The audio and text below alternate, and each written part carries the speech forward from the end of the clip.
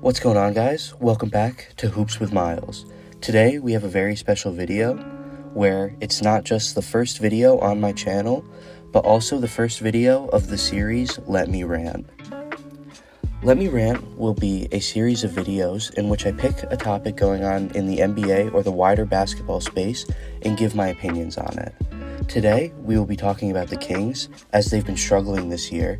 and I want to break down exactly why they're struggling, what they can do to change it, and where they should go from here. The first thing that I think is important to talk about is the signing of DeMar DeRozan this offseason. DeMar DeRozan is the biggest free agent the Sacramento Kings have ever signed, and he was brought in to help improve our half-court offense as he's a great isolation player. DeMar DeRozan is having a very solid season, averaging around 23 points per game while shooting just under 50% from the field. He's not shooting well from three, shooting only around 30%, but we didn't bring him in expecting him to be a good shooter. We thought we would have shooting around DeMar DeRozan to help mitigate his problems from beyond the arc, but as I will talk about next, our shooters have not performed well this season. Earlier this week, an anonymous general manager from a different team put out a statement saying he doesn't believe DeMar DeRozan can be an effective superstar on a winning team. DeMar DeRozan had many playoff runs in Toronto, but was never able to get to the finals or put together a complete run where he didn't struggle during one or many of the series he played in.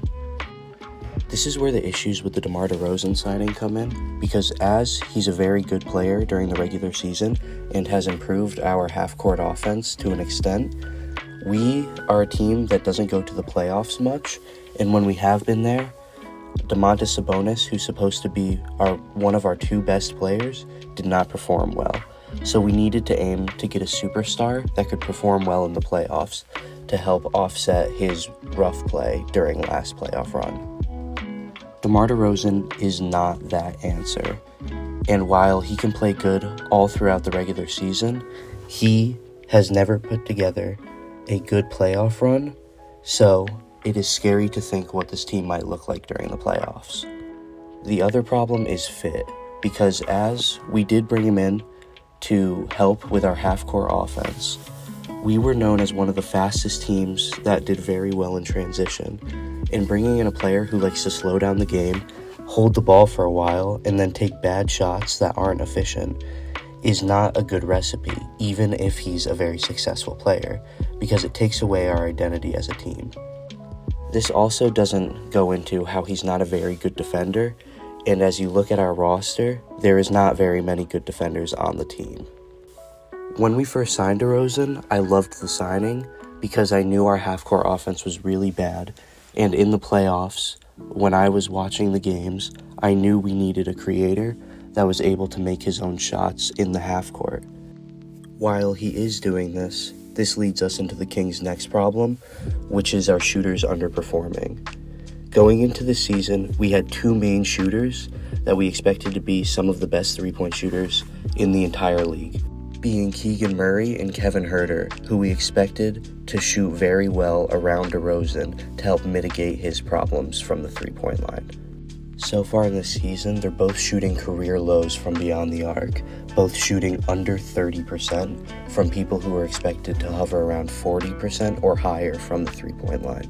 This is bad especially for Keegan Murray, who we drafted thinking he could become a star or at least a very high-quality player, but instead this year, he's been a negative and can't do the thing that we drafted him to do, which is shoot effectively.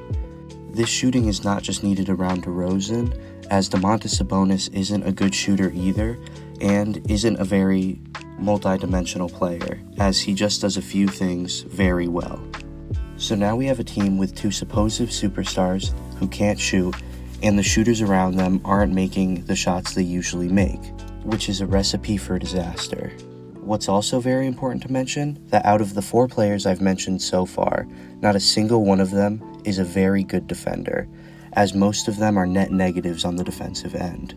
So now we have a team that just a few seasons ago was putting up historically good offensive numbers as they were able to run faster than any team and do good in the full court offense, But now they can't score the ball effectively because they have no shooters.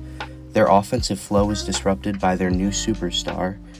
and they have no defense to help mitigate the problems that they've had on the offensive end. What's unfortunate about this is that it's coming during a season where our superstar player De'Aaron Fox is having his best season to date, averaging around 26 points, 5 rebounds, and 6 assists, while also being a very good defender, averaging around 2 steals a game. It's always good to see your superstar blossom and play well, but this is coming at a time where he hasn't signed an extension yet, so after next season he's an unrestricted free agent and can go anywhere. This means that we need to put a competitive team around him in order to convince him to stay with us, so this is a very important year when it comes to winning. If De'Aaron Fox doesn't sign a contract extension with the Sacramento Kings, there is almost no path going forward to which we can be successful, as he's who we have put our franchise on the back of and has become our superstar. So now to lay the issue out, we have our best player playing on borrowed time with no contract extension, our biggest free agent signing ever not being a good defender, disrupting our offense, and not being a good playoff performer, our second best player in Domantas Sabonis being a one-dimensional player who rebounds and scores well, but doesn't defend well and doesn't play well in the playoffs, and then our 2 best shooters not shooting well. All of this means is that we have a recipe for disaster, and it only gets worse, as the Sacramento Kings have one of the hardest strengths of schedule remaining. Sacramento has the 11th hardest schedule out of the rest of the NBA, playing teams like the Celtics and the Cavaliers twice, and the Dallas Mavericks 3 times. Put that on top of the fact that the Kings play in a loaded Western Conference where they already sit 2 games behind the play-in spot, not even the playoff spot. You can see why this season is looking so terrible for the Sacramento Kings. Recently, there's also been a lot of talk about our coach, Mike Brown, and how a lot of people believe he's not a very good coach. This is something I will actually push back on, as he has brought us 3 of our most successful seasons in our franchise's history, as there have not been many playoff berths for the Sacramento Kings, and they've made either the playoffs or the play-ins in both seasons with Mike Brown at the helm. I think he's getting a bad reputation because of the lack of shooting and the disappointment from the DeRozan signing. The Sacramento Kings now have 2 options, and one of which is more likely while the other has Kings fans in an uproar. The first one is to make more trades, because we've already signed our biggest free agent of all time in DeMar DeRozan, so we may as well go all in to try to strengthen this team as much as possible in order to make the playoffs. The Kings need shooting and defense desperately, so the players they should target are someone like Cam Johnson or Dorian Finney-Smith, both of which play amazing defense on the perimeter and are able to shoot the ball at a high percentage. I also believe that they should target an additional big man, as while they would score and rebound worse than Domantas Sabonis, we need someone who will protect the paint and be a threatening defender so that we can have a better interior defense while not losing too much of our scoring. I think there are 2 candidates to trade for this, which both come from the Portland Trail Blazers, being Robert Williams and DeAndre Ayton, as neither of them are perfect players, but they're better interior defenders that both can rebound very well. The other option that's been thrown around is to trade De'Aaron Fox for a massive haul, try to trade Domantas Sabonis, and then keep DeMar DeRozan until he starts playing better and trade him too. A lot of people have lost faith in this Sacramento Kings team, so they believe blowing it up and getting as many draft picks and young players as possible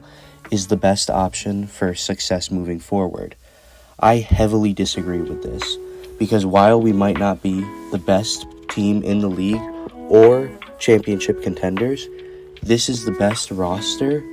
on paper that the Kings have had in years, so to blow it up would be a disservice to the fans. My final thoughts on this Kings team are more optimistic than most,